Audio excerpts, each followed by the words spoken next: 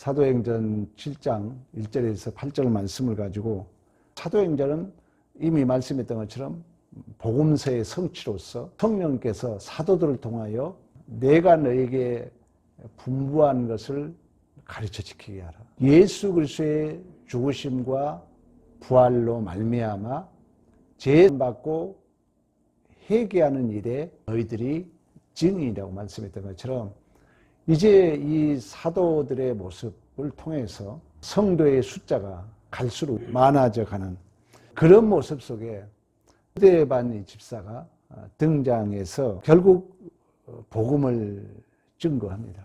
그때 이제 그 말씀을 듣고 회개하고 그 도를 깨닫는 자가 많아지는가 하면은 그 스데반 설교를 듣고 그 말씀이 믿어지지 않는 자들은 사람들을 매수하고 백성과 장로와 서기관들을 충동시켜 거짓 증인을 세우고 율례와 규례를 가지고 스데반을 고발합니다. 물론 이제 결국은 스데반은 그런 유대인들에 의해서 돌에 맞아 죽게 되죠. 그러니까 우리가 복음이 전파됨에 있어서 그 이중 구조를 우리에게 보여주고 있다면은 성령이 우리 안에 뚫고 들어왔다고 그러잖아요. 그래서 성령이 우리 안에 뚫고 들어와서 생명에 있는 자는 자꾸 우리의 죄악을 폭로시킴으로 더 겸손해지는 거죠. 더 우리가 하나님을 의지하게 되는 거죠. 사도 바울이 내가 죄인 중에 괴수라고 얘기했던 것처럼. 그러니까 누가복음 18장입니까? 그 바리새인과 세리 얘기가 나옵니다. 그러니까 바리새인은 토색하지 않고 간음하지 않고 불의를 행하지 않고 금식하고 11조를 행하고, 그러면 이 기도 자체로 본다면은 대단한 내용이잖아요. 우리가 전혀 죄 안 짓고 살 수 없잖아요. 근데 그 바리새인 기도는 대단합니다. 근데 결과는 뭐냐면 내 의가 그렇게 바르고 정직하다면 예수님께서 이루신 의는 뭐냐는 얘기죠. 그러니까 예수님의 의 앞에 내 의가 흠이 없다고 이렇게 대칭 관계에 있다면 예수님의 의는 가치가 떨어진 거죠. 그런 의미에서 세리는 감히 눈을 들어 주님 쳐다볼 수도 없나이다. 나를 불쌍히 여기소서. 그러니까 우리의 신앙의 열매가 모든 것이 예수 그리스도를 근거로 왔기 때문에 오늘 복음이 증거될 때 한 부류는 통회하고 자복하고 그 말씀 앞에 자기 모든 것이 차압당하는 면이 있는가 하면은 한 부류는 복음을 들으니까 화를 내고 싫어하고 미워하고 그 복음을 증거하는 자들을 죽인다는 것입니다. 그래서 우리가 요한복음에 보면은 악을 행하는 자보다 빛을 미워하여 빛으로 오지 아니하나니 이는 그 행위가 드러날까 하며요. 그러니까 우리가 빛이 들어오면은 반드시 우리는 자존심이 상하게 돼 있고 말씀이 우리 안에 뚫고 들어오면 우리의 죄악이 폭로당하게 돼 있습니다. 하나님이 참 그 이끄는 섭리가 그런 의미에서 본다면은 우리는 어떤 현상도 최종적 판명이 그 지향성이 판명되기 전까지는 보류하라는 거예요. 지금 어떤 현상이 보였는데 죄는 지향성이 있다는 거예요. 자, 우리 예를 들어 봅시다. 사울이 예수 믿는 자들을 죽이러 다니잖아요. 그리고 다윗이 밧세바를 범죄했잖아요. 그러면 이 성경은 이 우리의 존재를 카이로스 차원에서도 볼 수 있어야 되고 크로노스 차원에서 볼 수 있어야 된다는 거죠. 그러니까 하나로 보이지만 이걸 펼쳐 보일 수 있어야 된다. 그러면 지금 중간에 범죄했지만 펼쳐서 전체로 본다면은 그 중간에 범죄한 게 전부가 아니라는 거예요.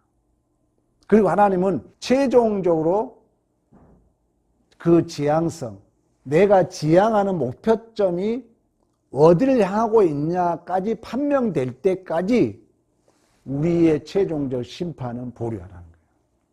왜? 하나님이 역사의 주인이기 때문에.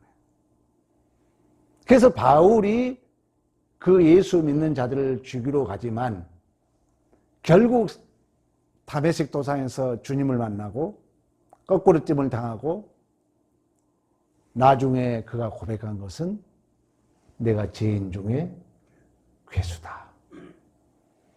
다윗이 그런 범죄를 통해서 그 지향성이 내가 죄 중에 잉태했다. 성령이여 내 마음을 정직하게 하소서. 하나님이 원하는 것은 우리의 번제보다도 우리의 상한 심령이다. 이런 고백을 하게 된 줄로 믿습니다. 우리의 신앙도 마찬가지예요. 그래서 오늘 본문은 이러한 지의 설교를 듣고 제사장들이 이것이 사실이냐 묻습니다. 그때 스데반이 아브람, 요셉, 모세 이야기로 답을 내리는 본문이 오늘 본문이에요. 어떻게 보면 이스라엘의 역사의 한 페이지를 얘기하는 거예요. 그러니까 스데반 설교는 아주 섬세하고 아주 디테일하게 세부적으로 설명하고 있다는 것입니다.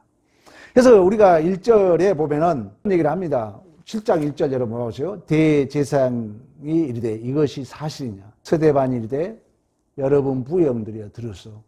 우리 조상 아브라함이 하란에 있기 전에 메소포타미아 있을 때에 영광의 하나님이 그를 보여 그를 이끌었다. 우리가 성경이 쉬운 것 같지만 좀 어려운 부분도 있어요. 왜 그러냐면 이 본문의 원저자적 독자 입장. 왜 아브라함 얘기를 하고 있는가? 이걸 놓치면은 이제 문맥 전체를 놓치는 거예요. 지금 스데반이 아브라함 얘기를 하고 싶은 얘기는 지금 유대인들은 무엇 때문에 스데반을 죽이려고 그러죠? 무엇 때문에 사람을 올무로 걸죠? 무엇이 사람을 고발하죠? 뭘 근거로? 유대인들이 자랑으로 여긴 게 뭐죠? 그렇죠. 성전, 제사, 율법이에요, 율법. 그러니까 유대인들은 자기들이 지킬 수 없는 그 율법을 가지고 우리를 지킬 수 있다는 거예요. 그러면서 성경은 못 지킬 수밖에 없다는 것이 전제되어 있기 때문에 외식주의가 등장하는 거예요. 지킨 척 하는 거예요. 우리는 다 죄인이라니까요, 여러분. 은혜 없이는 다 의인이 없어요. 근데 유대인들은 이 율법을 가지고 자꾸 죄됨을 증명해서 고발하고 죽이려고 한다는 것입니다. 그러면 율법이 전부냐? 그런 차원에서 자 질문해 봅시다. 율법이 먼저요? 아브라함이 먼저요? 그렇죠. 아브라함이 먼저죠. 그러니까 율법을 주기 전에 아브라함 얘기를 한 얘기는 아브라함이 믿음의 조상이 된 것은 율법을 지켜서 하나님이 그를 의롭게 여겼느냐? 하란에 있기 전에 메소포타미아에서 하나님이 부르잖아요. 어디서 우르? 갈대아 우르 기억나죠? 거기서 하나님이 부른 거예요. 그러니까 하나님이 근거이고 하나님이 시작이고 모든 것이 하나님의 은혜의 결과인 줄로 믿습니다. 율법이 있기 전에 하나님이 아브라함을 부르시고 이미 율법이 있기 전 600년 전에 하나님이 아브라함을 불러서 하나님이 그 믿음 없는 갈대아 우라 우상이 만연한 그 아버지 데라는 우상을 섬겼다고 그러잖아요. 그런 아브라함을 불러서 하나님이 그를 믿음의 모델로 세우신 줄로 믿습니다. 그랬듯이 너희들도 하나님이 불렀다. 하나님이 너희들을 선민으로 택하셨다. 그렇다면 우리가 하나님을 근거해야지 이 율법을 가지고 심판하고 정죄할 수 없다는 것입니다. 그리고 율법을 주신 기능의 두 가지는 꼭 아셔야 돼요. 첫째는 지켜라. 둘째는 내가 지킬 수 없다는 걸 깨달아라. 그 전체 내용은 뭐냐면 예수 그리스도에게 인도하는 뭐다? 몽학선생, 초등학문이다. 그러니까 율법의 기능은 그 법 앞에 네가 온전히 다 지킬 수 없다고 구약으로 끝나야죠. 성경이. 신약이 올 필요 없잖아요. 그런데 우리는 지킬 수 없음을 자각하고 또 지켜야 되고 또 그 율법이 예수님 저 도와주세요. 예수님이 필요합니다. 이렇게 예수에게 인도하는 초등학문, 몽학선생 역할을 한 줄로 믿습니다. 근데 그걸 몰랐다는 거예요, 유대인들이. 이 유대인의 모습은 우리 교회 안에도 머무를 수 있는 것입니다. 그래서 오늘 본문에 이 메소포타미아에 있을 때 영광의 하나님이 그에게 보여 그에게 나타났다는 거예요. 그에게 나타나서 3절 하나님이 고향과 친척을 떠나게 했고 아브라함에게 하나님이 뭐라 합니까? 너에게 자손을 주리라. 아브라함은 약속이 없었어요. 씨가 없었어요. 자손이 없었어요. 하나님이 하늘의 별같이 땅의 티끌같이 바다의 모래알같이 너에게 후손을 주리라. 그러면 그 약속을 아브라함이 믿었어요? 못 믿었잖아요. 의심하고 거짓말하고. 그래서 하나님이 결국 이 모든 존재와 운명이 하나님 손에 있다는 의미에서 하나님께서 아브라함에게 약속은 하셨지만 우리가 역설의 복음이라고 그래요. 하나님께서 하늘의 별같이 땅의 티끌같이 내 후손을 주겠다고 말씀했지만 인간적 조건으로는 그 아들을 낳을 만한 조건이 좋아졌다 나빠졌다? 갈수록 나빠지잖아요. 신비 아닙니까 여러분? 아니, 나이가 100세가 넘어가는 거예요. 사라가 지금 경수가 끊어져 가는 거예요. 그래서 하나님이 우리 인간의 가능성이 전혀 없는 상태에서 아들 이삭을 줍니다. 그래서 이 아들이 이 언약의 씨가 내 공로, 내 조건, 나의 자격이 전혀 없다는 것을 확증시켜주고 믿음을 테스트해요. 너 다시 한번 드려봐라. 여러분 믿음이 뭐라고요? 하나님이 주셨어? 너 한번 드려봐라. 결국 아브라함이 거기에 승리하죠.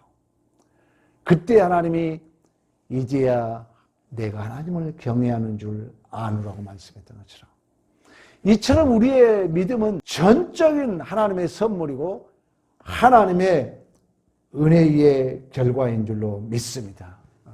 그렇다면 이 율법 앞에도 우리는 스스로 내가 지킬 수 없다는 것이 항복될 수밖에 없던 거죠. 그런 의미에서 우리가 누가복음 그 18장입니까? 말씀했던 것처럼 그 바리새인은 내가 토색하지 않고 불의하지 않고 간음하지 않고 금식하고 11조를 했다. 아주 좋은 얘기예요. 잘한 거예요. 그러나 이 내 공로가 하나님 앞에 동등하게 나열할 수 있다면 예수가 필요 없는 거죠. 그래서 너가 틀렸다는 거예요. 그런 의미에서. 그러나 세리는 감히 눈을 들어 볼 수도 없어. 주님, 저 좀 도와주세요. 저 좀 불쌍히 여겨주세요. 그래서 주님이 마지막에 그래요. 누가 의인이냐? 세리가 더 의인이다. 그 말은 뭐예요? 내가 내 자랑, 내 공로가 예수님의 공로와 동등한 위치에 선다면 예수 생명이 없잖아요. 필요 없는 거잖아요. 의가 없는 거예요, 그 사람은. 그러나 나는 내가 내 자각 스스로 그 의를 충족할 수 없어. 주님 도와주세요. 주님 불쌍히 여겨주세요. 거기에는 예수의 의를 붙들었다는 의미에서 예수의 의가, 예수의 생명이 거기에 있는 줄로 믿습니다. 그래서 그러라 말씀한다는 것입니다. 처럼 이제 아브라함이 믿음으로 떠납니다. 믿음으로 떠나서 400년 동안 5절에 그 얘기하죠. 하나님께서 발붙일 땅도 없고 자식도 없는데 주신다고 약속하였고 하나님께서 그 후손이 다른 땅에서 나그네와 그 땅 사람들이 종으로 삼아 400년 동안 괴롭게 할 것이다. 이스라엘 역사를 전체적으로 보여주고 있는 거예요.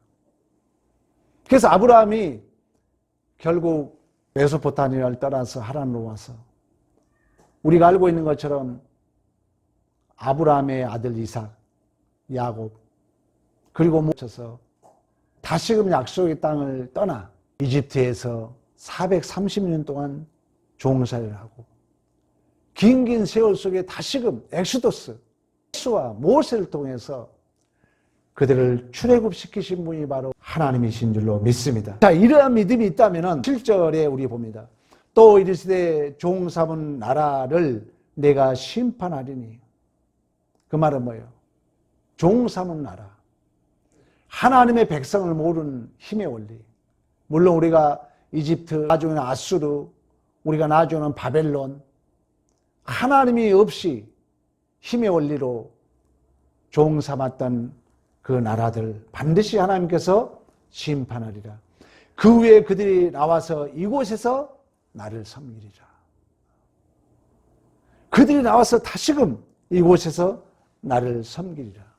그래서 아브라함의 어떤 후손들을 하나로 이렇게 설명하고 있는 거예요. 아브라함이 메소포타미아를 따라 사란을 통해서 다시금 이집트로 끌려갔다가 다시금 포로 귀환돼서 결국 하나님을 섬기는 긴 세월을 말씀하고 있는 것입니다. 우리의 신앙이 그러는 거예요. 그런 의미에서 스데반은 자기를 돌로 쳐 죽이려고 하는 자들을 향하여 이 모든 것들이 나를 근거할 수 없기 때문에 부형들이여 내 말 좀 들으소서. 부형들이여 내 말 좀 들으소서.